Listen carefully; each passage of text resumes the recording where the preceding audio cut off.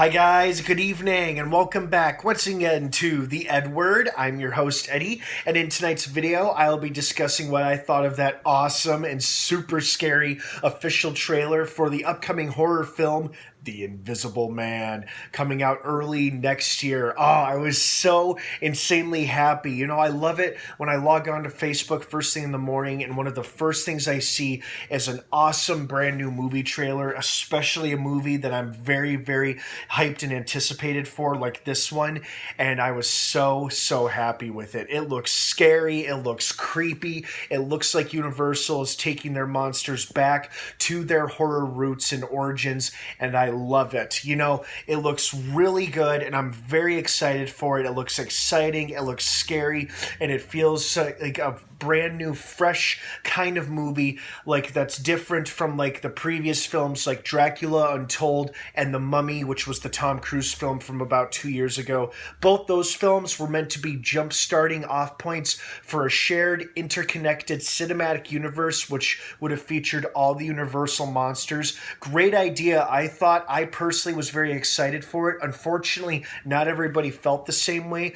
I think the idea was good, but the execution was just poor. So they're not attempting to do an interconnected universe anymore. What I believe their new strategy is going to be, and I discussed this in an earlier video from earlier this year, is that they're just going to make solid, standalone horror movies that are not connected to one another. They fully intend to do films from their Universal Monster library, which is great because that means we'll see characters hopefully like Creature from the Black Lagoon, Dracula, Frankenstein, Wolfman, Phantom of the Opera, and all the others eventually on the big screen again one day. And for now, they are starting us off with a new take on The Invisible Man, and it looks great.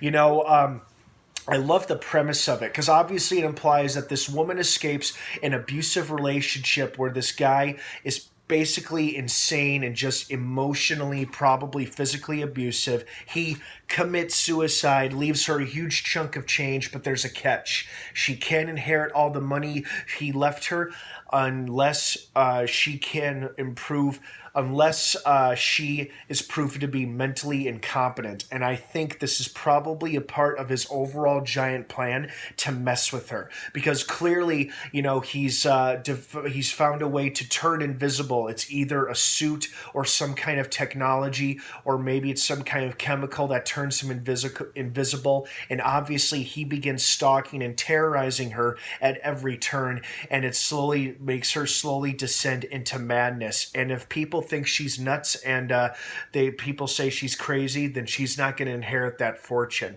And it's just another way of him messing with her. And like she says in the trailer, he always had to be in control of everything, and he's still trying to control her life even though he's dead. I mean, the concept is great. I mean, it's scary because, you know, it tackles like domestic abuse, which is a really scary, terrifying thing, far scarier than any movie monster.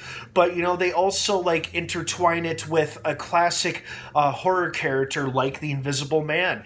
And, you know, he's such an obscure but memorable and great character and monster from the Universal Monster days that I'm looking forward to seeing this new take on him. This is probably one of my most anticipated films of next year, and I'm so happy that this trailer got me all pumped and excited for it, as I hope it did for all of you as well. So just to stress one more time, no, this is not the beginning of a new shared cinematic universe featuring all of the monsters. Will that plan ever come to fruition someday? Perhaps, but for now, I think they're on the right course with just making solid, standalone, and most importantly, scary movies, not movies based in action and adventure like Dracula Untold and The Mummy were. This movie feels like it's horror and it's suspense, and it has a little bit of psychological thriller to it, and it feels and looks right. Like, this feels like a good Universal monster movie, and I'm very excited for it, as I hope you guys are too.